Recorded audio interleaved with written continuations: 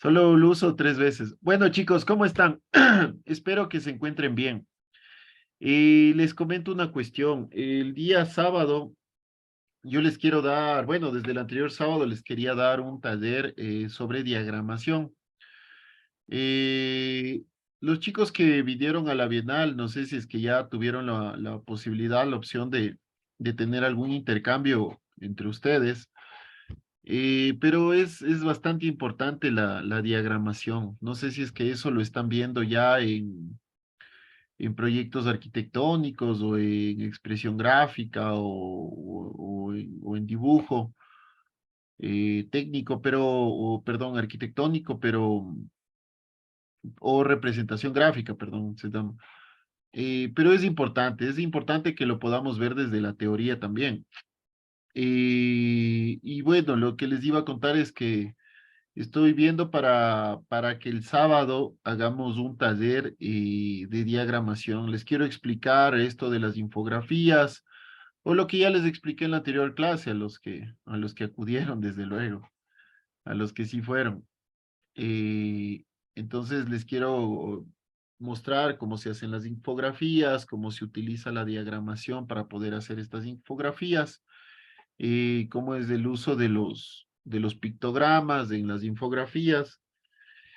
Y bueno, quiero hacer eso porque les cuento que mi nuevo reto de vida es prepararles para la siguiente Bienal. Quiero que todos vayan a la Bienal y más allá de que vayan, quiero que presentemos proyectos de investigación, presentemos proyectos arquitectónicos, podamos tener paneles. eh, bueno, quiero que trabajemos para la Bienal. Y desde la parte académica, creo que eso es una de las cuestiones principales para que nosotros podamos ser parte de dicho evento, de dicho magno evento. Entonces, el día sábado quiero presentarles las infografías y vamos a hacer infografías, o la primera infografía que vamos a hacer va a ser sobre arquitectura barroca. Sí.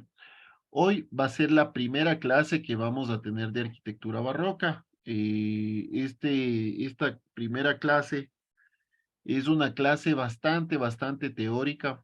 Espero no se me duerman, no se me aburran. Si tienen alguna pregunta, por favor, realícenla. Con gusto la respondemos, y si es que, bueno, si es que yo no les puedo responder, pues por lo menos les debo la respuesta para la siguiente clase. La idea con esto, como les vuelvo y les repito, es que ya empecemos a tener argumentos, empecemos a tener recursos, empecemos a tener herramientas para poderlas ocupar en la próxima Bienal. Tenemos 2 años como para trabajar. Espero que todos podamos ir a la Bienal. Y sobre todo que presentemos trabajos, como les digo. No sé si es que tal vez, por ejemplo, le veo a Alejandra que está por aquí. eh, no sé si es que ya pudieron conversar. Alejandra estuvo aquí en la Bienal. No sé si es que le preguntaron sus apreciaciones, cómo le fue, qué aprendió, qué no aprendió. ¿A quién más le veo que esté por aquí, que haya ido a la Bienal? A nadie más. Bueno, eso, entonces, eso, chicos, les pido que, que, que, que en el caso de que tengan alguna pregunta, me la hagan, me la pregunten, y con gusto en este momento la resolvemos, ¿ya? Les comento, o les vuelvo a comentar, que esta es una clase bastante teórica. Y espero, les vuelvo y les repito, espero no se me duerman, y más bien la sepan aprovechar, porque esta clase va a ser un poco el insumo para lo que quiero que hagamos el día sábado, ¿sí? Como les comento, estoy solicitando que me ayuden a reservar el aula del centro de cómputo. La idea era haberla hecho o haber hecho esta clase la semana pasada, pero bueno, ya no se pudo. Se complicó la cosa y ya, ni modo. Espero que en que en esta semana sí la podamos hacer. Sobre todo porque me contaba Eric que están recibiendo en las aulas de cómputo programación. Entonces, me dice que está un poco complicado conseguirlas. Entonces, veamos, ojalá sí se pueda, ojalá nos den una manito para que podamos hacerla. Sí, bueno, entonces en tal caso empecemos. Esta mate o esta clase eh, está dirigida a la arquitectura barroca. Como les decía, ya hemos visto la arquitectura renacentista, vimos, bueno, en el Trecento no se hizo mucho en cuanto a arquitectura, en cuanto a otras humanidades sí se hizo, pero en arquitectura no se hizo mucho, más hubo una transición del gótico al Renacimiento. En el 480 hubo grandes expresiones arquitectónicas, se hizo una arquitectura bastante monumental. Sobre todo se utilizó mucho la geometría básica. Y bueno, llegamos al 580. En el 580 ya se utiliza más la geometría, se utiliza principios ya matemáticos, se utiliza bastante, ya no solo las formas básicas de la geometría, sino también otras formas de geometría dentro del 580. Posteriormente se empieza a producirse la arquitectura manierista, que es una arquitectura que no tiene innovaciones, pero es una arquitectura bastante cargada de elementos ornamentales. Esta arquitectura en el Cinquecento y en el manierismo se empieza esta arquitectura a exportar a los diferentes territorios de Europa, llegando a casi toda Europa, si no es a toda Europa y llega de forma tardía a España. En cada territorio europeo se dio subestilos de arquitectura renacentista. Se dio subestilos, por ejemplo, la arquitectura en Polonia se dio el subestilo de la arquitectura renacentista italiana. En, en Países Bajos se dio el manierismo de Amberes. En Francia se dio, bueno, se dieron sin duda, se dieron en Portugal, por ejemplo, se dio el estilo Manuelito. En España, que es el territorio que nos interesa, porque posteriormente a esto vamos a ver el barroco, se da tres subestilos, se da el estilo plateresco, se da el estilo clásico o purista y se da el estilo herreriano, ¿sí? Todos estos subestilos lo que generan es bastante ambigüedad entre el uno y el otro. Por ejemplo, el estilo plateresco es una confusión, por así decirlo, o una fusión entre la arquitectura gótica y la arquitectura gótica o arquitectura gótica española y la arquitectura renacentista. El estilo purista o clásico o el clasicismo renacentista español, más bien se regresa a ver a los principios del Renacimiento y se trata de hacer arquitectura mucho más pura, mucho más sin tanta carga gótica. Y dentro de la arquitectura herreriana, más bien lo que se pretende hacer es una arquitectura más monumental, sin cargas, sin muchas cargas simbólicas, ¿sí?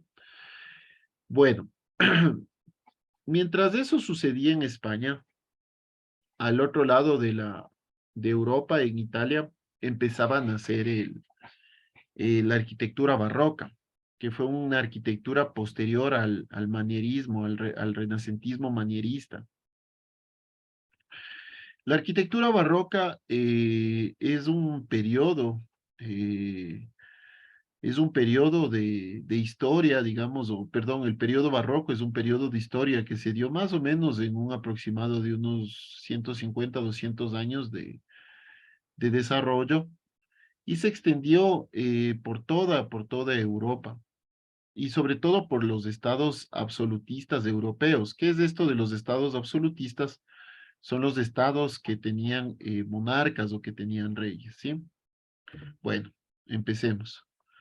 La arquitectura barroca es un periodo de la historia de la arquitectura que vino precedida del Renacimiento y del Manierismo. ¿Qué significa esto? Que tenemos en periodo de tiempo, ¿no? El Renacimiento, dentro del Renacimiento tenemos el Manierismo y posterior a esto se da la arquitectura barroca. Les voy dando unos pequeños spoilers, ¿ya? Dentro de la arquitectura barroca se da también tres subestilos, digamos. O digamos los más marcados, porque se dieron varios subestilos, pero es la arquitectura barroca, el barroco purista, y se da al final de la arquitectura barroca, se da el rococó, que es una arquitectura mucho más profusa de pintura, mucho más fuerte el uso de ciertos materiales del,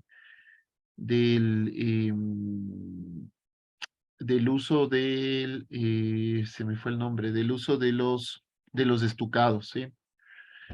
Bueno, la arquitectura barroca es un periodo de la historia de la arquitectura que vino precedida del Renacimiento y del Manierismo. Se generó en Roma a principios del siglo XVII y se extendió hasta mediados del siglo XVIII por los estados absolutistas europeos. Lo que yo les decía, ¿no? Los estados, los que eran estados monárquicos, de los que tenían un rey en Europa. Sobre todo ahí se empieza a generar la mayor cantidad de arquitectura barroca. Esto del término barroco es un término, no es un elogio, más bien es un término que evoca cierta discriminación, eh, ¿cuál sería la palabra? Em, cierta irregularidad, algo que no era muy bonito. De hecho, barroco o el término portugués barroco hace referencia a una perla que forma, una perla de forma diferente o irregular, ¿sí? Se lo utiliza más bien como una forma despectiva para indicar una falta de regularidad en el estilo, una falta de orden. Y la característica principal de la arquitectura barroca son las composiciones muchas veces basadas en curvas o en elipses o en espirales, que ya lo vamos a ver más adelante. Me parece que después de la siguiente, es decir, en 15 días, vamos a ver todas las formas de la arquitectura barroca o no es como la arquitectura renacentista que utilizaba formas geométricas fácilmente identificables. Aquí en la arquitectura barroca lo que le caracteriza principalmente es el uso cargado de la ornamentación. Y en cuanto al uso de figuras geométricas, se utilizan las figuras curvas, las elipses, las espirales, perdón, así como las figuras policéntricas, es decir, las que tienen más de un solo centro, es decir, se utilizan mucho las figuras geométricas compuestas o complicadas, digamos, ¿no? Eh, el motivo de esto es que lo que trata o lo que intenta la arquitectura renacentista, bueno, entre otras cosas, porque la arquitectura renacentista más bien es una respuesta a la reforma protestante impuesta por Martín Lutero.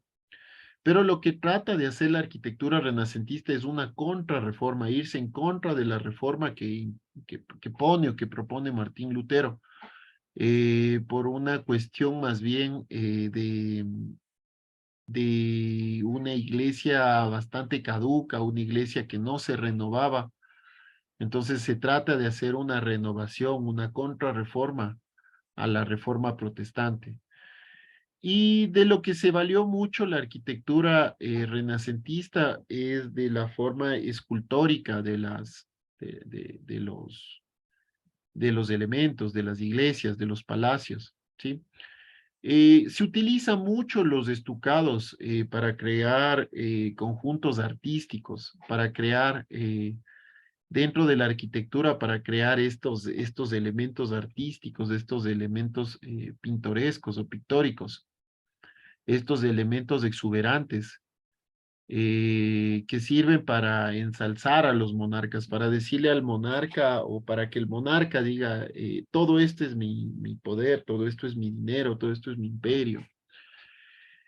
En algunos países como Francia, Inglaterra y en otras regiones de Europa se produjeron o se produjo movimientos más racionalistas, muy derivados del Renacimiento. Y esto a la larga empieza a denominarse el clasismo, perdón, el clasicismo barroco, el barroco clasicista, ¿sí? O un barroco purista, ¿sí? Y porque esto era más apegado o se trataba de ir o que se apegue más hacia el renacimiento, ¿sí? Y bueno, a lo largo del siglo XVIII se fue desarrollando también en Francia, sobre todo, un movimiento que se derivaba del barroco, pero en cambio era mucho más exuberante, mucho más cargado de estímulos, mucho más cargado de ornamentación, mucho más, sí, exuberante es la palabra, mucho más decorada. Y esto se le terminó llamando el rococó, ¿sí? Y se acabó esto exportando a la mayor parte de Europa y también vino acá a América. Bueno, el barroco fue un periodo de la historia de la cultura occidental que produjo obras en el campo de la literatura, la escultura, la pintura, la arquitectura, la danza y la música, y que abarca desde el año de 1600 hasta 1500, hasta 1750 aproximadamente, lo que yo les decía, entre unos 150 y 180 o 200 años. Se suele situar entre el Renacimiento y el Neoclásico, ¿sí? Lo que quiere decir esto es que, como les decía, aquí está el Renacimiento, aquí está el Barroco y aquí está el Neoclásico. Esta es la siguiente, ya lo vamos a ver en la última parte de este semestre, pero después del Barroco viene el Neoclásico. En una época en la cual influye la Iglesia Católica Europea. A ver, espérenme, déjenme borrar esto. Ya. A ver, se suele situar entre el Renacimiento y el Neoclásico en una época en la cual la influyente Iglesia Católica Europea tuvo que reaccionar contra muchos movimientos revolucionarios culturales que produjeron una nueva ciencia y una religión disidente dentro del propio catolicismo, denominante. Esto es la reforma protestante, ¿sí? Lo que les estaba diciendo.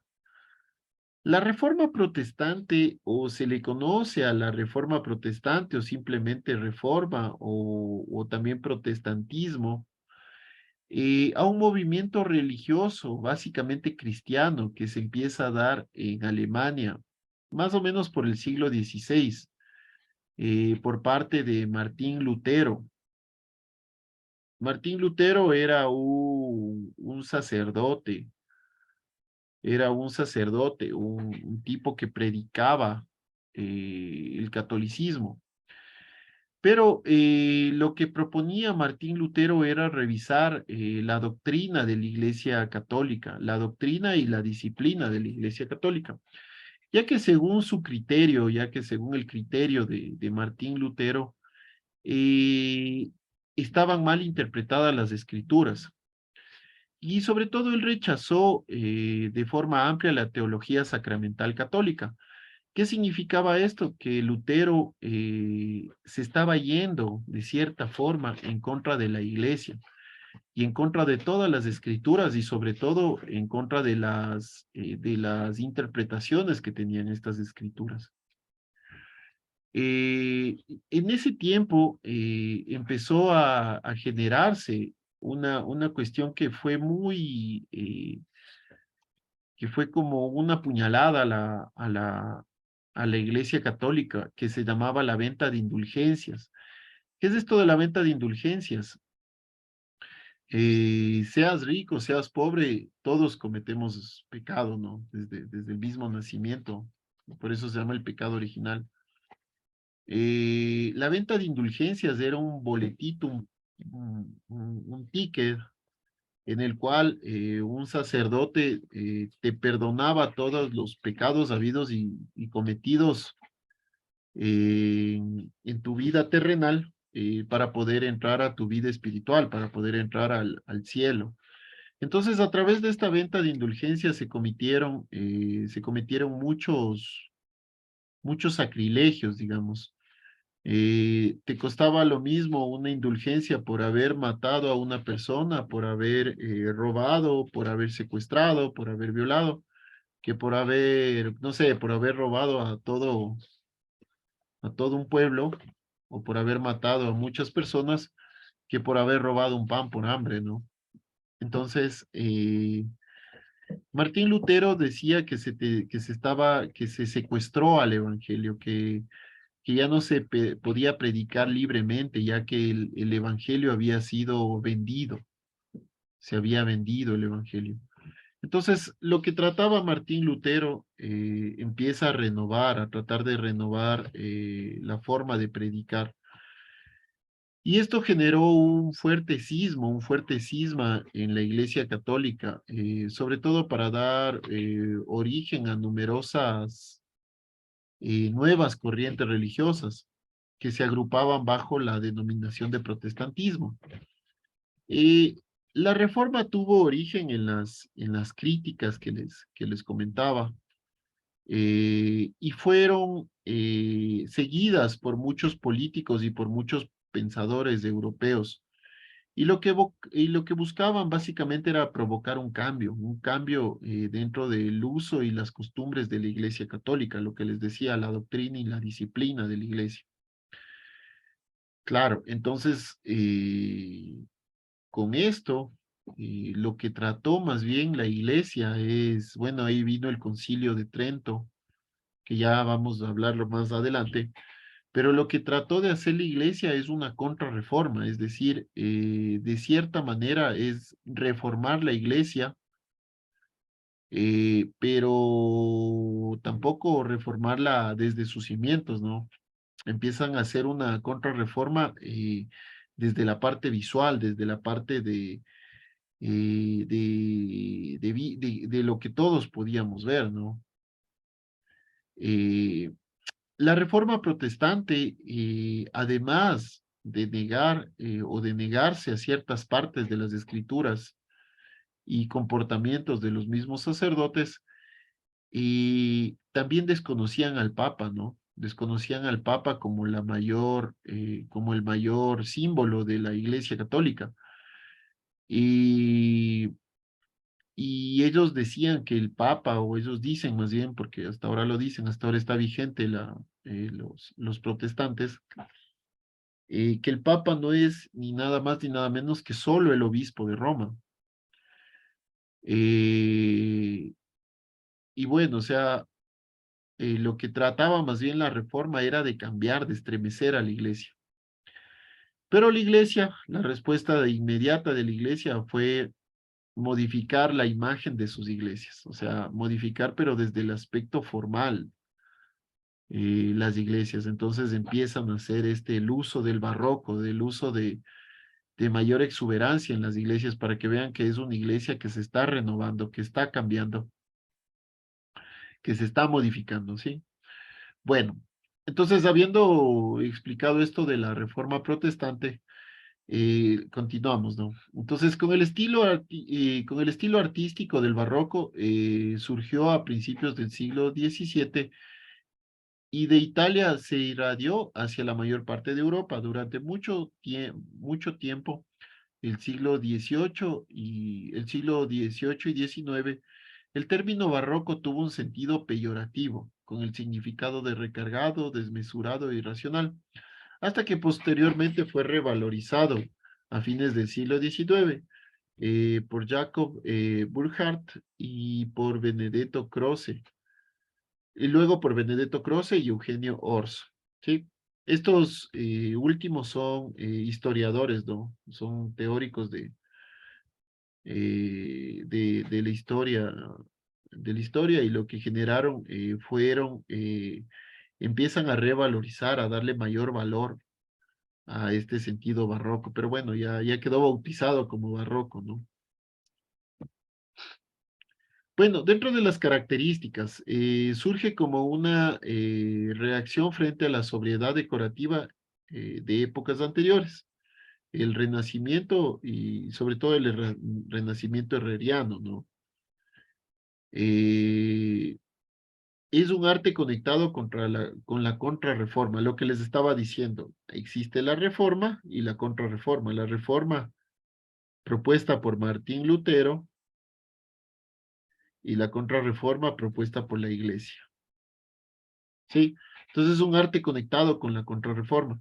Intenta comunicar religiosidad y envolver emocionalmente, ¿sí? Porque eso es otra característica interesante del barroco. El barroco eh, no es que se modificó la arquitectura, no es que o sí se modificó, pero digamos, no es que se modificó al 100% la arquitectura, como sí sucedió, por ejemplo, entre el gótico y el renacimiento. Hay se empiezan a incorporar nuevos elementos estructurales, nuevos elementos ornamentales, nuevos elementos funcionales. Aquí no es que o existe un cambio completo de la arquitectura. Lo que se empieza a hacer se empieza a cargar de ornamentación a la arquitectura, se empieza a hacer elementos mucho más ornamentales. Entonces se habla que la arquitectura barroca eh, tiene un componente envolvente, más que un componente estructural o funcional. Es un componente envolvente, es un componente formal, ¿sí? Y este componente envolvente lo que genera es que dé un aspecto de cambiar o de cambio de de la religiosidad.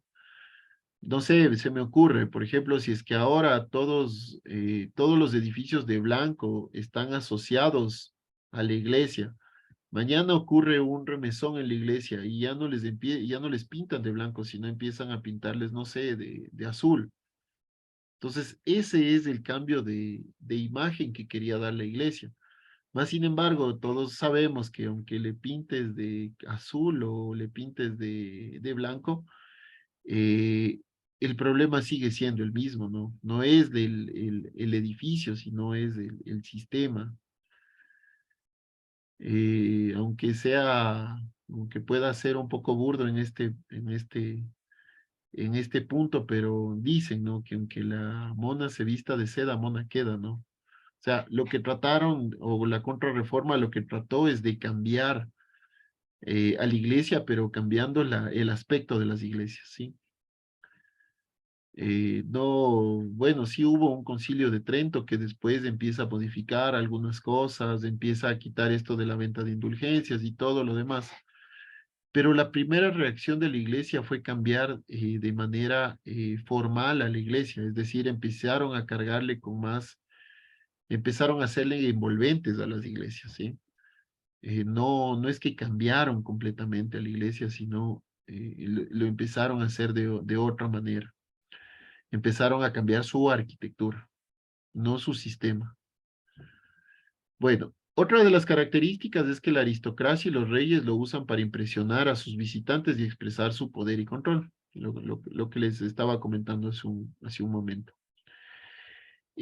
Contrariamente a las teorías de las cuales el movimiento barroco nace a partir del manierismo, este renacimiento tardío, que termina desembocando al barroco. Más bien, hay algunos autores que indican que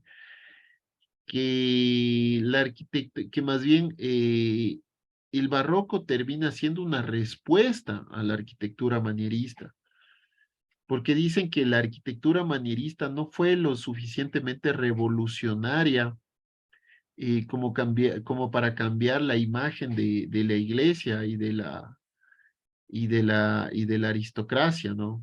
O sea, y de la monarquía. No fue lo suficientemente revolucionaria como para cambiar para dar esta evolución hacia una nueva visión de la iglesia y de las monarquías. Entonces, lo que se hace es más bien, se trata de inventar o de proponer una arquitectura nueva, mucho más cargada, mucho más radical en cuanto a un sentido superficial.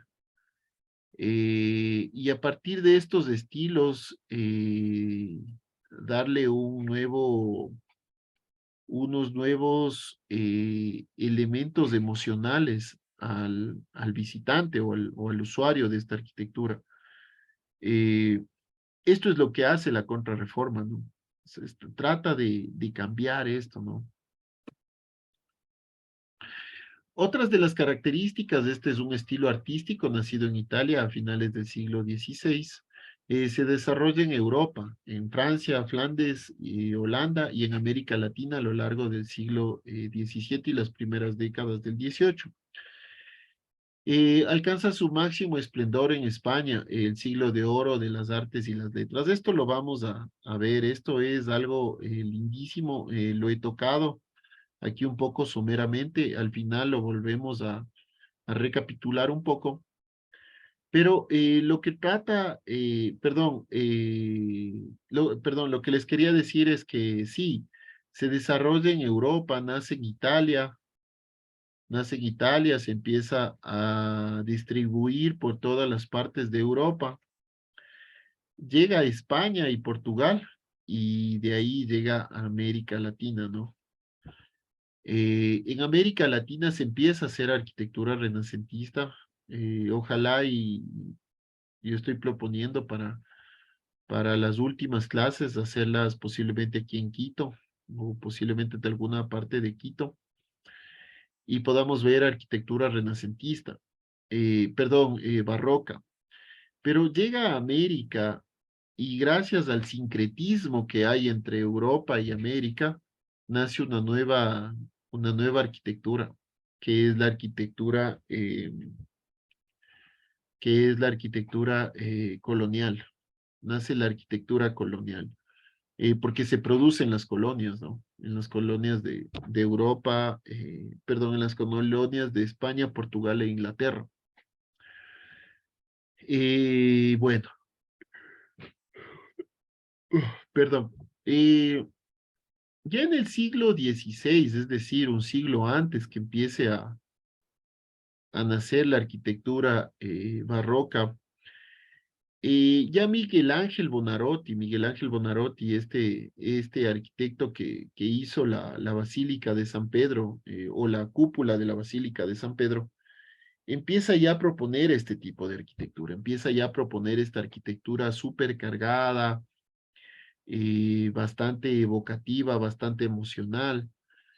Empieza a proponer esta alteración en las proporciones, utilizar no solo geometría básica, sino más bien geometría compleja.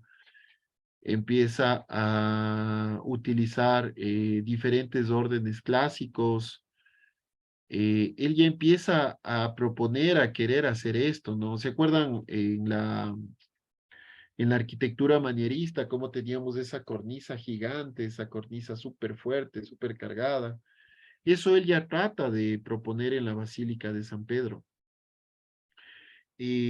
pero bueno, no se lo permitieron porque estaba yendo en contra del estilo que en ese momento estaba en boga, ¿no? En auge, que era el Renacimiento, el Cinquecento, pero no se lo permitieron.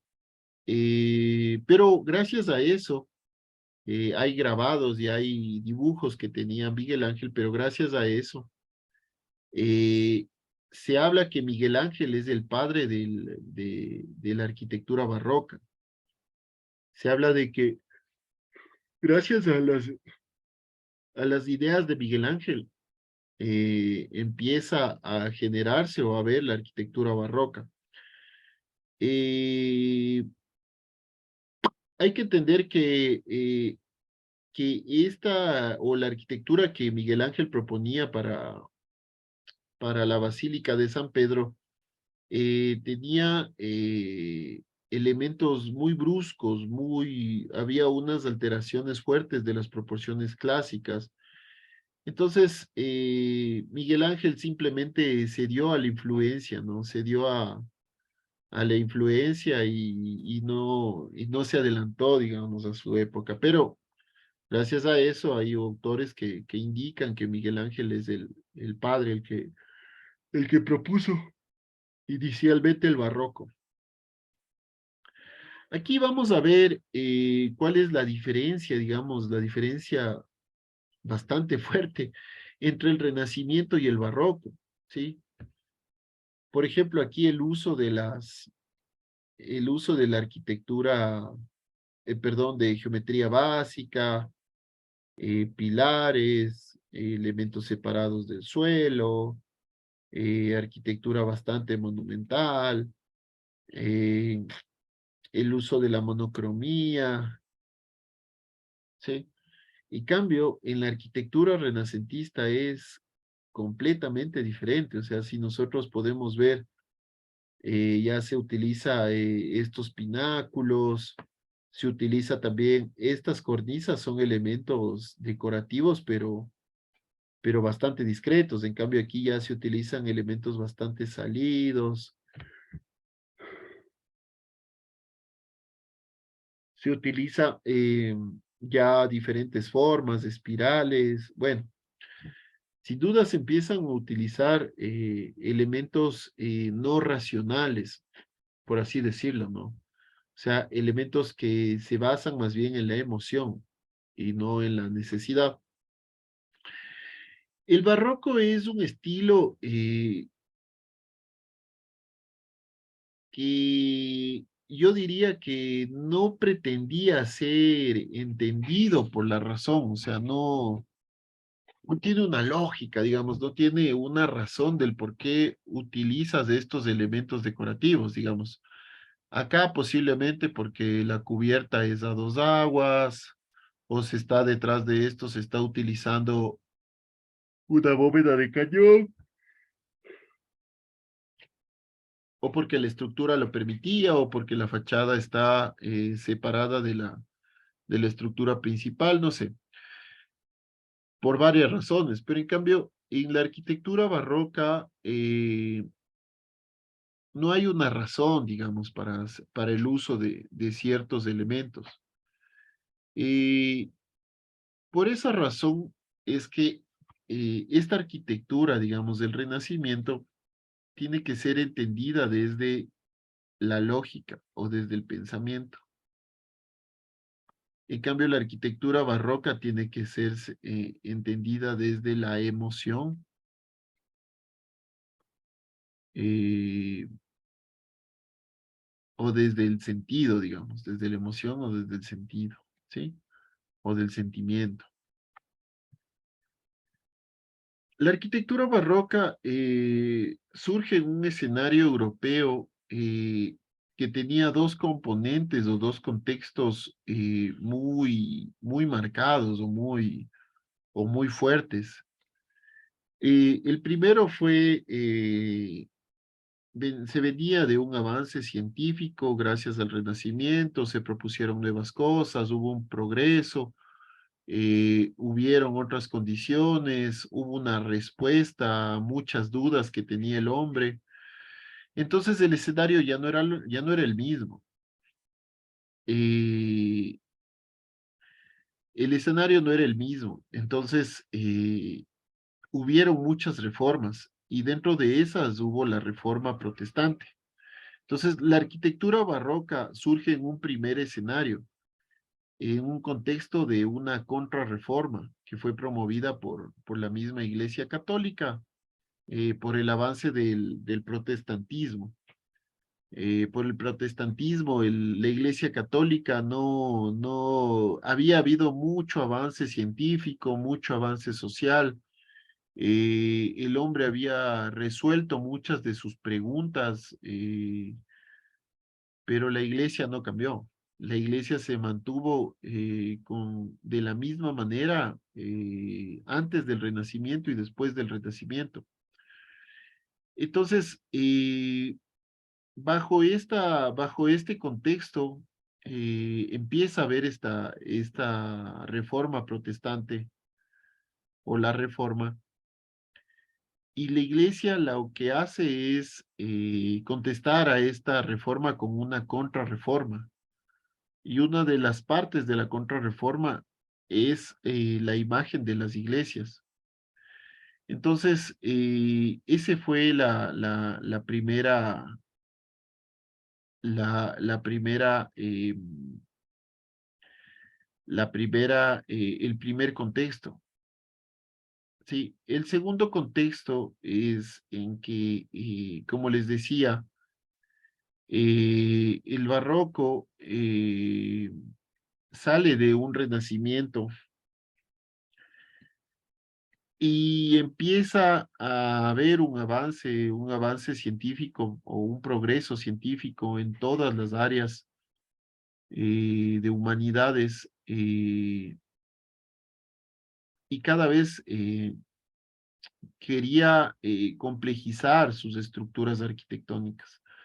Entonces, una de las razones también fue esa, ¿no? Hasta cierto punto, el uso de nuevos materiales, de nuevas formas y generar un nuevo aspecto, ¿no? Bueno, el origen del término barroco. La palabra barroco fue inventada por críticos posteriores, más que por los practicantes de las artes del siglo XVII y principios del siglo XVIII. Es decir, los artistas que plasmaban dicho estilo es una traducción francesa de la palabra portuguesa barroco. En español sería barrueco, que significa perla de forma irregular o joya falsa. Una palabra antigua similar a barloco o brilioco, que es usado del dialecto romano con el mismo sentido. También se la llama barrococo. Todas estas significan lo mismo. Otra interpretación lo deriva del sustantivo barroco, usado en tono sarcástico y polémico para indicar un modo de razonar artificioso y pedante. En ambos casos, el término expresa el concepto de artificio confuso e impuro, de engaño, de capricho de la naturaleza, de extravagancia del pensamiento, ¿sí? Como les decía, el barroco es más bien utilizado de una manera peyorativa, de una manera denigrante a este estilo, que después sí fue resignificado, pero hasta eso, discúlpenme un segundo.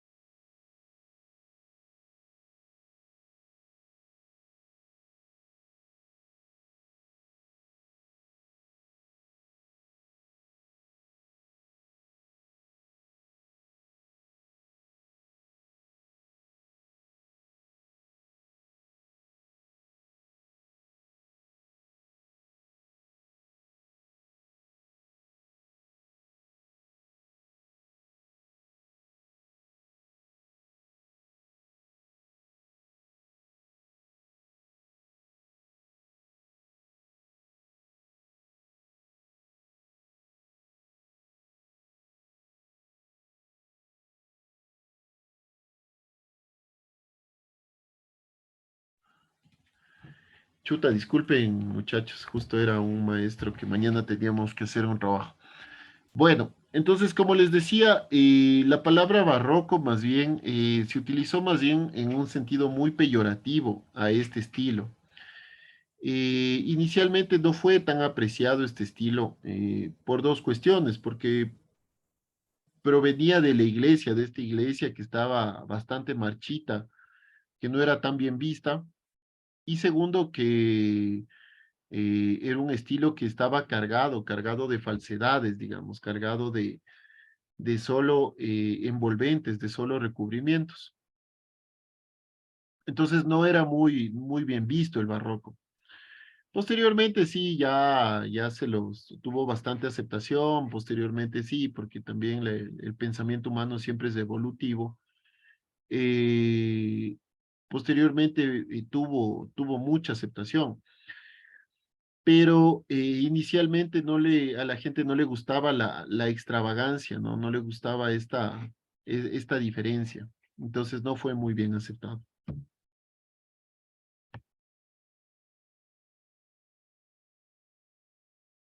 Bueno, el término barroco fue después usado con un sentido despectivo para subrayar el exceso de énfasis y abundancia de ornamentación, a diferencia de la racionalidad más clara y sobria de la ilustración del siglo XVIII.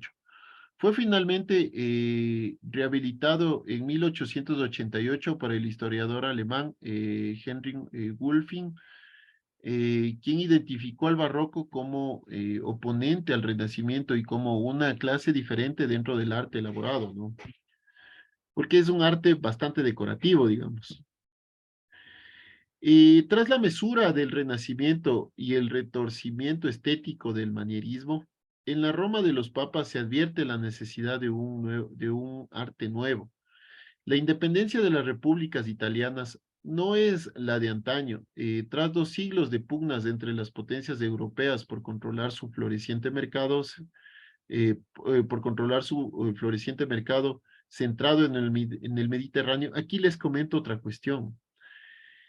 Eh, el Mediterráneo es el mar que divide a Europa y a África, ¿no? Esta es de Europa y esta es África. Este es el mar Mediterráneo. Todos los barcos, digamos, que querían entrar con productos hacia Italia, hacia Grecia, hacia, hacia Francia, tenían que entrar por el Mediterráneo. ¿Y quienes controlaban el Mediterráneo? Eran los portugueses y los españoles. Entonces, bueno, y también los ingleses, ¿no? Porque aquí hay un, Gibraltar, que es un puerto inglés. Y todas estas rutas, porque las rutas en ese tiempo ya no eran terrestres, sino más bien eran marítimas, generaron que España y Portugal se convirtieran en dos potencias, bueno, España, Portugal e Inglaterra, se convirtieran en dos potencias bastante fuertes, bastante, la economía de estas tres sea bastante fuerte. Adicional a esto, que todo el oro que extraían de América se iba hacia estas tres potencias de ese momento. Bueno, no solo el oro, la plata, el cobre, todo lo que salía de América se iba hacia allá. Y entonces ellas dominaban el mar Mediterráneo. Eh, y lo que hicieron es que los reyes de estos estados empiecen a demostrar su dinero, su opulencia, su magnificencia. ¿Y cómo lo demostraban? Era a través de sus palacios. Era a través de presentar a sus visitantes de estos grandes y majestuosos palacios. Entonces, esta fue también otra de las razones del nacimiento del barroco, ¿no?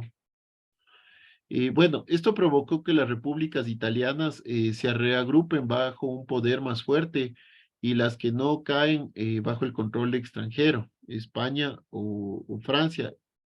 se someten a la influencia mayoritaria de Roma, más concretamente a los estados vaticanos, al puro estilo de la teocracia, ¿sí? Aquí en Roma, esto es Italia, ¿no? Aquí es Roma. Aquí en Roma eh, no existía un monarca, sino existía un ser divino, digamos, que era el elegido de Dios, más conocido como ahora, más conocido como el Papa, ¿no? Entonces esto era una teocracia en Roma. Bueno, eh, para ejercer legítimamente este gobierno, las altas esferas eclesiásticas dominantes en Roma hubo de depurar su corrupta cúpula gubernamental. Voces de descontento ya había desde hace 50 años y la Iglesia Católica se vio escindida por la reforma luteriana, o la reforma luteriana también la reforma protestantista, el protestantismo, la reforma, todo esto es lo que hablamos hace un momento de la reforma, cuyos teólogos, Juan Calvino, Ulrico Zwinglio y otros personajes la acusaron de nepotismo y simonía. La necesidad de reformar las estructuras del mundo católico es lo que reduce al Concilio de Trento, es lo que conduce al Concilio de Trento y a la mal llamada contrarreforma. En realidad, una reforma católica que no va que no va contra algo, que no va contra algo, sino en busca de adaptación a los nuevos tiempos. Esto del Concilio de Trento es también un elemento interesante porque en el Concilio de Trento se busca generar una contrarreforma y se empieza a cambiar estos elementos de la arquitectura de las iglesias de ese momento, ¿no? El Concilio de Trento se desarrolla más o menos entre 1550 y 1560 y es considerado uno de los primeros y más grandes concilios modernos.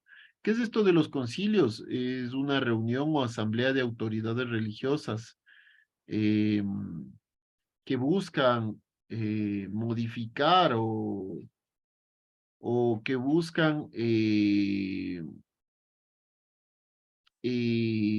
decidir sobre materias de doctrina, ¿no? De doctrina católica, de doctrina eclesiástica, de disciplina. No sé si es que a ustedes escuchaban o escucharon cuando le eligieron a Jorge Mario Bergoglio, el Papa, al Papa Francisco, y que decían él es un Papa reformista. Y se hizo un concilio para que él pueda o él modifique algunos comportamientos de la iglesia. Por ejemplo, ahora se acepta, no se acepta tanto, pero se ve con nuevos ojos, por ejemplo, la relación entre parejas o la relación que no sea a través de un matrimonio o la relación entre parejas del mismo sexo. O sea, no se acepta por parte de la iglesia, pero se ha cambiado un poco el pensamiento en cuanto a esto, ¿no? Entonces, por eso les llaman, por ejemplo, a, a Francisco les llaman como un papa reformista, porque está cambiando, está reformando las ideas de la iglesia. Bueno, y esto del Concilio de Trento se dio en la ciudad de Trento, y lo que trataba de cambiar o trató de constituirse en un punto de partida para una nueva iglesia, para una nueva iglesia católica, más acorde a la necesidad a la necesidad de la sociedad, más adaptada a los nuevos tiempos, ¿no? O sea, lo que les decía, veníamos del Renacimiento, en el Renacimiento se modificaron muchas cosas, el pensamiento, la investigación, se contestaron muchas preguntas, se entendieron muchas cosas sobre el universo, sobre la naturaleza, sobre las enfermedades. Hubo mucho avance en el Renacimiento. los únicos que se quedaron fue la iglesia católica no se reformó, ¿sí? Entonces, con el concilio tratan de generar una nueva reforma. eh, y el concilio lo que saca es esta contrarreforma, ¿no? Bueno, dentro de la arquitectura, ¿qué se genera? Los edificios son más espectaculares, triunfa la línea curva para buscar una sensación de movimiento, fachadas con mayor decoración, columnas salomónicas. Los arquitectos, ya lo vamos a ver, me parece que es la cuarta clase, que los arquitectos o la mayor expresión, o perdón, o los arquitectos más destacados en esta parte de la arquitectura fue Bernini, Borromini y Mansart, ¿sí? Hay otro, bueno, ya cuando lo desarrollemos lo vamos a ir viendo uno a uno. Bueno, la arquitectura barroca se desarrolla desde principios del siglo XVII hasta dos tercios del siglo XVIII. En esta última etapa se denomina el estilo rococó, lo que les comentaba, ¿ya? Y se manifiesta en casi todos los países europeos y en lo que eran aquel entonces los territorios de España y Portugal en América, hoy países independientes. El barroco se da también en otras artes como la música, la literatura, la pintura y escultura. En la parte, por ejemplo, de teatro, el arte barroco cambió completamente la parte teatral. Y eso también generó un cambio dentro de la arquitectura. Ya lo vamos a ver, pero cambia completamente. En la parte musical cambia completamente el arte barroco.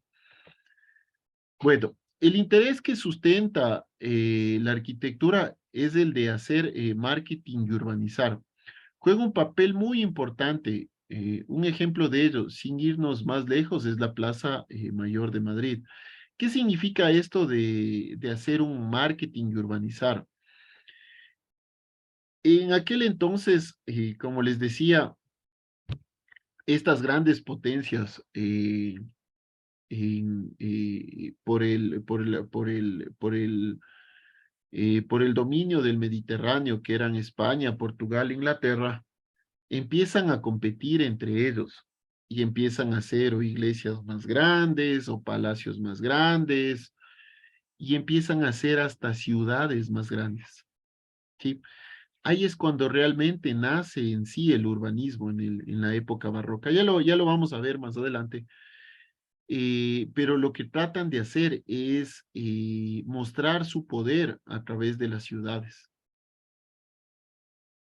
Una ciudad, mientras más grande y más poblada era, significaba que era más poderosa, era económicamente y comercialmente más interesante para los demás. Desde luego lo mismo sucede con Francia, sucede con Alemania, sucede con Italia, sucede con Bélgica, sucede con Holanda. Ellos tal vez no tenían colonias, o bueno, a excepción de Holanda y Francia, que también tenían colonias en América, pero ellos en cambio tenían colonias en África, ¿sí? Y ellos extraen todos los recursos de África y de América para llevar a Europa. Gracias a eso, hasta ahora Europa es lo que es, ¿no?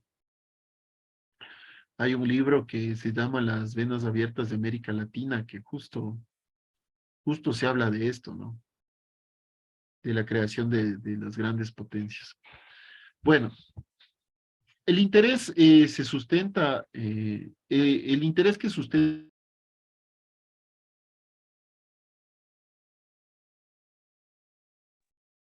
Chicos, disculpen, se desconectó el internet.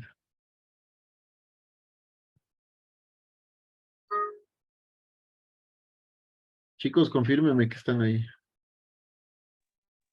Sí, Archie, no se preocupe. Sí, profe.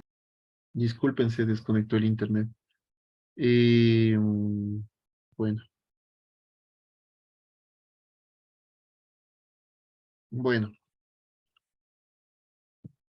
bueno. Los elementos constructivos no presentan ninguna novedad, ya que siguen los órdenes clásicos del Renacimiento, como les decía, ¿no? No sé si me confirman si están viendo mi pantalla, por favor.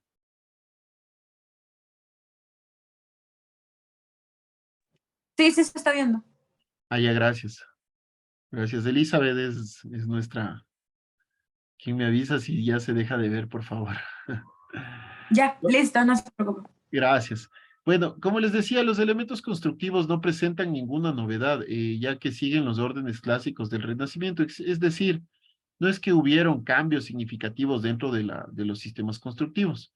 La diferencia es que el barroco se contrapone a elementos arquitectónicos utilizándolos con cierta libertad e individualidad. No se pierde la armonía, sino la perspectiva renacentista, que abarca el espacio del espectador. El grandiosismo es una cualidad típica barroca, que está claramente reflejada, por ejemplo, en la plaza de San Pedro. Ya lo vamos a ver, la plaza de San Pedro, más adelante, pero ahí es donde se ve el grandiosismo, ¿no? De hecho, al situarse justamente en la entrada de la plaza, se puede observar la altitud del obelisco, ya vamos a ver el obelisco, pero al adelantarse en dirección hacia la Basílica de San Pedro, aparecen las inesperadas columnatas que rodean el perímetro de la plaza. Los arcos se utilizan de forma variada y la cúpula son el elemento por excelencia de arte barroco. Vamos a verlo. Bueno, más adelante le tengo. El barroco artístico europeo, desarrollado en el siglo XVII y en la primera mitad del siglo XVIII, el barroco nació en Italia y se extendió por toda Europa, desde España y Portugal también se extendió a las colonias americanas. Fue un estilo artístico bastante despreciado por los historiadores modernos por considerarse anticlásico. Como les decía, la palabra barroco quiere decir irregular, que conecta con lo no armonioso. Perdón, esto ya es un estilo de resumencito, ¿no? Que les quería poner ahí como para resumir lo que anteriormente se dijo. Eh, que conecta con lo no armonioso. El contexto histórico del barroco es el de una Europa dominada políticamente por las monarquías absolutistas, con una sociedad estamental e intervenida por el Estado. Que en el plano religioso es un arte muy apegado al catolicismo en Europa, dividida entre católicos y protestantes, ¿sí? Bueno, la variedad de las escuelas barrocas. Aquí hay tres variantes, y hay tres variantes de escuelas barrocas. El barroco católico, el barroco absolutista y el barroco burgués, ¿ya? El barroco católico muestra a través de las obras del triunfo de la Iglesia Católica sirviéndose del lujo y de la riqueza. Pretende demostrar que la Iglesia es la representante de la fe verdadera y se da en Italia, España y el sur de Alemania. El barroco absolutista triunfa en Francia y se sirve de medios similares a los de la Iglesia para expresar el poder del Estado. El barroco burgués triunfa en los países protestantes, especialmente en Holanda. Destaca la pintura de carácter intimista, con escenas de género y retratos que gustan a la clientela, a la burguesía. ¿Sí? El barroco católico y el barroco católico y el barroco absolutista provienen de dos lugares iguales de la religión, ¿sí? La religión, hay una religión civil y una religión eclesiástica, digamos. La parte civil es puerta por los monarcas, porque se supone que ellos son elegidos de Dios para que gobiernen ciertos estados o territorios, y la eclesiástica son los sacerdotes o la iglesia, ¿sí? La parte burguesa, como lo indica aquí, que se da más en los países protestantes, la parte burguesa no está exenta del barroco. Lo que hace es que el barroco lo aplica más hacia cuestiones de palacios o palacetes o teatros otras tipologías arquitectónicas. Eh, bueno, características de la arquitectura barroca. El primero es el dinamismo, ¿no? Existe una tendencia de dotar a los edificios de movimiento, empleando líneas curvas, alternancia de líneas cóncavas, convexas, que dan lugar a fachadas alabeadas, curvas, es una arquitectura que gusta de los fuertes contrastes, de la recta y la curva. O sea, si nosotros vamos viendo, existe la recta y la curva, recta y curva, claro y oscuro. En ciertas áreas dentro de las iglesias se generaban elementos claro-oscuros, del cerca a lejos, en las perspectivas. La segunda característica, o perdón, la segunda característica, porque son 4 características, la segunda característica es el empleo de las formas clásicas transformadas. Se sigue utilizando muchos elementos clásicos, pero con un tratamiento diferente. Frontones quebrados, entablamentos quebrados, columnas clásicas, pero no adosadas, con volumen pleno y columnas salomónicas. La tercera es que existen abovedamientos cupuliformes, que se emplean bóvedas y cúpulas como cubiertas, pero es frecuente que las cúpulas sean ovaladas, ¿no? O sea, son ovaladas estas cúpulas. Y la profusión, sobre todo, lo más importante del barroco es la profusión de los elementos decorativos. Se emplean mucho los relieves que refuerzan el contraste ya citado, de claro oscuro. Dentro de esta decoración en relieves destacan los elementos botánicos y las placas rectangulares. Los elementos botánicos como flores, frutos, plantas, ¿sí? Esto de los abovedamientos cupuliformes es muy de la arquitectura barroca. Esto se lo vuelve a ver en la arquitectura colonial, pero en menor medida. De hecho, o como una de las formas de identificar a la arquitectura barroca es gracias a estos abovedamientos copuliformes. Eh, pues, o sea, ojalá puedan venir a Quito y ahí lo podríamos mostrar en algunas iglesias, ¿no? Bueno, los tipos de edificios de la arquitectura barroca tenemos dos: los religiosos y los civiles. Los religiosos, básicamente iglesias y catedrales, y los civiles son palacios que se embellecen con jardines y fuentes. Tanto en las iglesias como en los palacios, el muro no marca el límite, ya que por medio de espejos o pinturas en las bóvedas se pretende ampliar ilusoriamente o engañosamente el espacio. Se concede gran importancia al urbanismo. Y aquí entramos en una nueva materia, el urbanismo. El urbanismo, podríamos empezar a hablar de urbanismo gracias o a partir del barroco. En el barroco se produce un cambio radical en el modelo de entender la ciudad. El espíritu de la ciudad-estado cerrada en sí misma, que da de un modo u otro, había subyacido en la ciudad medieval y en el Renacimiento. Esto desaparece para dar paso a la ciudad capital de estado, ¿sí? Antes, en el Renacimiento o en el Medioevo, existía un castillo, existían villas o viviendas alrededor de este castillo, existían plazas, pero todo esto se le denominaba una aldea. Cuando empieza a extenderse más la ciudad y más y más y más y más, bueno, perdón, y para proteger a a esta población se construían muros alrededor de la aldea, pero empezaron a crecer estas aldeas, más y más y más, y a superar la barrera del muro, y empezaron a sentarse alrededor del muro y en la cercanía.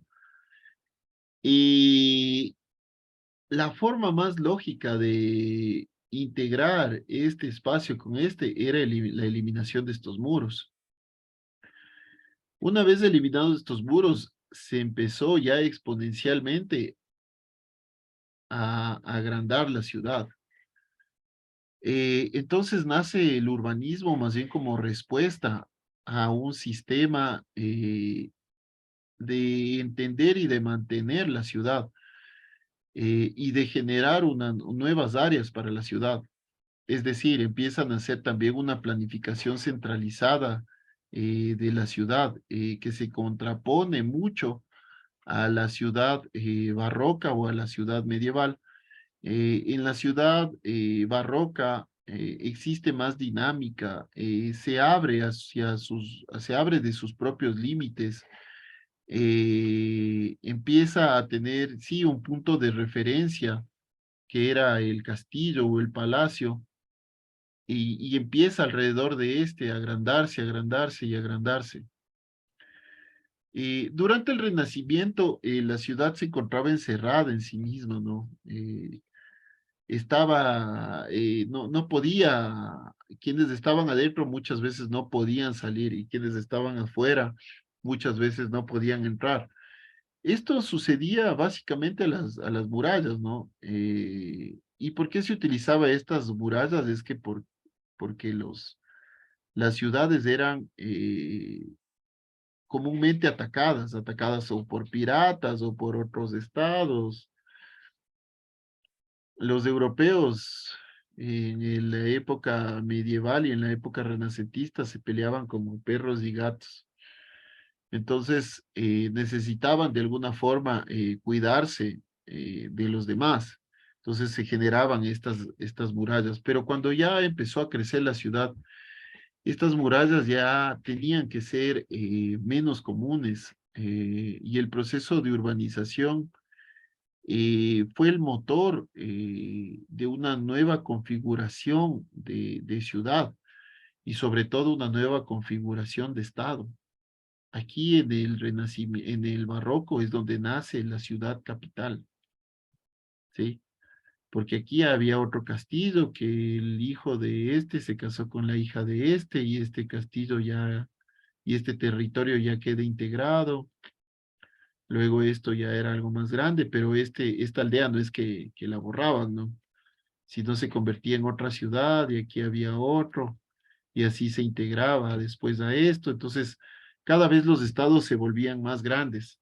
Entendieron que la unión hace la fuerza y cuando hay un estado grande era muy poco probable que este mismo sea atacado. Y si es atacado, era más fácil de defenderse, porque un estado grande o no era lo mismo tener una población de 1 millón de personas que una población de 1000 personas. O sea, si tengo una población de 1000 personas, voy a tener tal vez un ejército de 500 y un ejército de que alguien de otro estado que tenía un ejército de 2000 contra mi ejército de 500 le acababan al paso, ¿no? Entonces la idea fue integrar cada vez más, cada vez más, cada vez más y se creaban las ciudades cada vez más grandes. Entonces el proceso de urbanización cada vez fue más frecuente. Y como les decía, la planificación urbana, como lo es hasta ahora, ¿no? Lo es hasta ahora. La planificación urbana es el motor de desarrollo de toda ciudad.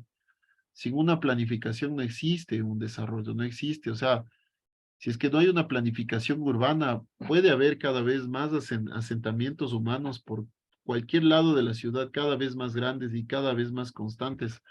Pero si es que no hay una planificación que una todos estos elementos, que les dé un rol, que les dé o que les dote de servicios o que les dote de espacio público, espacio privado, etcétera, realmente no hay un desarrollo dentro de la ciudad. Entonces, ahí es también cuando nace la planificación urbana. Eh, y también la ciudad comienza a integrar al paisaje y el paisaje se adueña de la ciudad. Por ejemplo, nosotros vemos, claro, entonces si, bueno, aquí es la Plaza de San Pedro, lo que hablábamos del del obelisco y de las columnetas, ¿no? O sea, la magnificencia del obelisco y el límite de las columnetas. Bueno, lo que les decía es que que la ciudad, o sea, si es que ustedes tal vez vivían aquí y querían ir al campo a recorrer el espacio público, tenían que cruzarse completamente la ciudad para poder salir a un espacio o al campo. Lo que se empieza a crear es el paisajismo, es los jardines, es las piletas, es las plazas, es decir, empieza a generarse también espacio público. Y así se crea también otro elemento dentro del urbanismo, que es el paisajismo, ¿sí? Y claro, una vez que se empieza a urbanizar y cada vez más masivamente, la ciudad empieza, o los límites de la ciudad empiezan a ser difusos. O sea, cuando teníamos la ciudad amurallada, el límite era lógico, era la muralla. Pero cuando ya no teníamos esta muralla, en un mes el límite era este, digamos. El siguiente mes el límite era este. En 3 años el límite ya era este. O sea, empiezan a ser bastante difusos los límites de las ciudades cuando empiezan a utilizar o cuando empieza a haber más, cada vez más gente, más personas. El exterior de la ciudad se empieza a integrar cada vez con el interior eh, y la ciudad se empieza a abrir. Empieza a haber más producción, más vinculación entre, espérenme un segundo.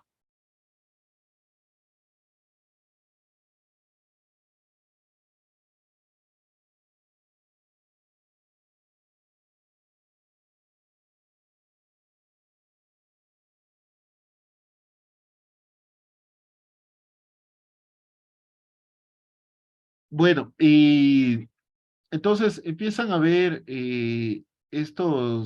perdón, empieza a ser cada vez más grande la ciudad y empieza a integrar nuevos espacios, ¿sí? La ciudad se empieza a integrar con el mundo natural y con el paisaje, nace el paisajismo, como les comentaba. Bueno,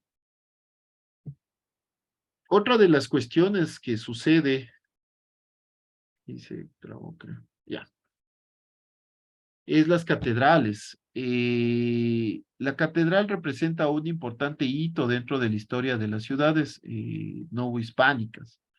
A nivel del paisaje urbano, por preeminiscencia de su volumetría en medio del contexto edificado y simbólicamente porque además se representan los poderes religiosos real y civil, acompaña prácticamente a lo largo de su edificación a la historia del desenvolvimiento de la ciudad. Bueno, aquí, por ejemplo, lo que les podría decir es que eh, la catedral también empieza a ser un espacio más de ostentación, un espacio más de mostrar el poder de la iglesia. Es decir, a la iglesia le estaban culpando que era una iglesia, no sé, era una iglesia anticuada, corrupta, todo, y la forma de responder de la iglesia es mostrando más su dinero, ¿no? Mostrando cada vez más sus pocas limitaciones económicas. Y entonces empieza a ver estos elementos, estos estucados, estos elementos bastante cargados de decoración, estos elementos decorativos. Y esto es el rococó. Vale la oportunidad para mostrarles. Esto es el rococó. Sí, bueno, pero la iglesia era un hito importante dentro de la ciudad, o sea, la iglesia, eh, una ciudad sin iglesia no era una ciudad, ¿no? O sin catedral, perdón. La catedral era la sede del obispado, ¿no? Entonces, solo en las catedrales ahí viven los obispos. Las otras son iglesias nada más, ¿no? Bueno, las iglesias, en cambio, entre las iglesias, el punto de partida de la arquitectura barroca puede considerarse la iglesia del Gesù de Roma, construida a partir de 1568 según el proyecto de Jacopo Vignola. El edificio que representa una síntesis entre la arquitectura renacentista, manierista y barroca. Satisfacía plenamente las nuevas exigencias surgidas tras la Contrarreforma. La disposición longitudinal de la planta permitía acoger mayor número de fieles, mientras que la planta de cruz latina con numerosas capillas laterales suponía un retorno a la tradición, a la tradición del Concilio de Trento. Lo que estábamos hablando, ¿no? Hace un ratito, lo del Concilio de Trento. Este concilio ecuménico que se desarrolló con la finalidad de hacer o de convocar una respuesta a la reforma protestante. Bueno, otro de los elementos arquitectónicos son los palacios. En la arquitectura civil del momento se puede distinguir entre dos tipos de construcciones nobles. El palacio situado generalmente al interior de la ciudad y la villa situada generalmente en el campo, ¿no? Este es el Palacio de Luxemburgo en París. Es una hermosura este palacio.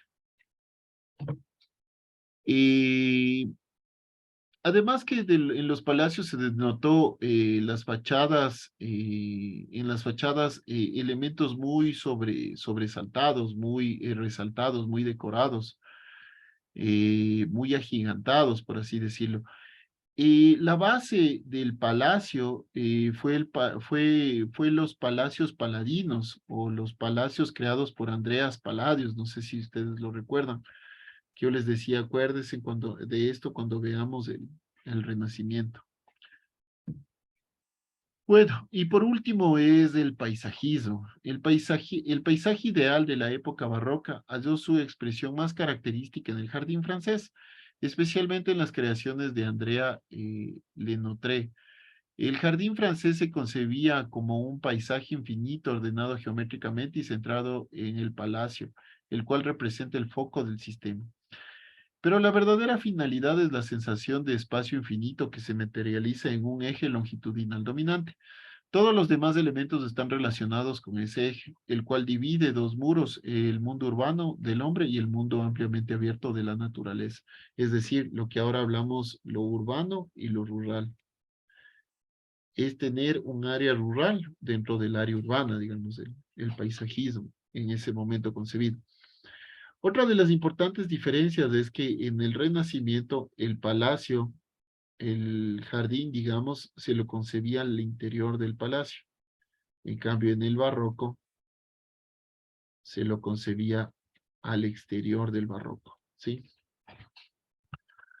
Bueno, y dentro de la literatura, bueno, en esta clase vamos a tocar un poco la literatura. La literatura barroca se desarrolla a partir del siglo XVII, 1500, 1600, perdón, a través de tres grandes monarcas, digamos, de Felipe III, Felipe IV y Carlos II. Se dan grandes avances. De hecho, esta es la época donde nace Shakespeare, donde nace Cervantes, donde nace Calderón de la Barca, donde nace Góndora, Lope de Vega, y también aquí en este lado de América, el Inca Garcilaso de la Vega, ¿no?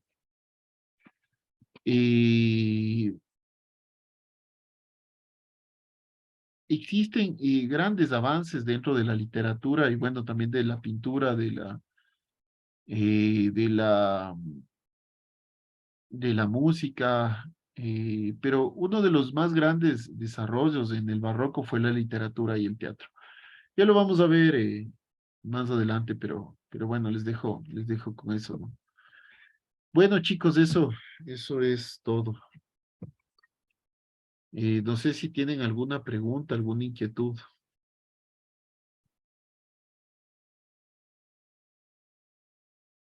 chicos. Si no se durmieron, desde luego. No, Arqui, todo No, claro. que todo bien. Bueno, como les decía, el día sábado quiero hacer este pequeño taller para que ustedes puedan ver lo que les decía, ¿no? Cómo poder hacer infografías, Y eso. Espero nos presten el, el, nos presten las máquinas o el centro de cómputo. Ojalá sí nos den una pequeña manito. Pero bueno, si es que no nos dan, ya planificaré alguna otra actividad. Lo importante es que sí me gustaría que ustedes puedan aprender sobre esto, ¿no? Eso, ¿qué más les puedo decir? Bueno, entonces nos estaríamos viendo el día, el día sábado, ¿sí? Hasta ahí. Listo, arquitecto. Sí, Arqui. Nos vemos, chicos. Hasta Un gusto. Listo, sábado. profe, gracias. Chao, chicos.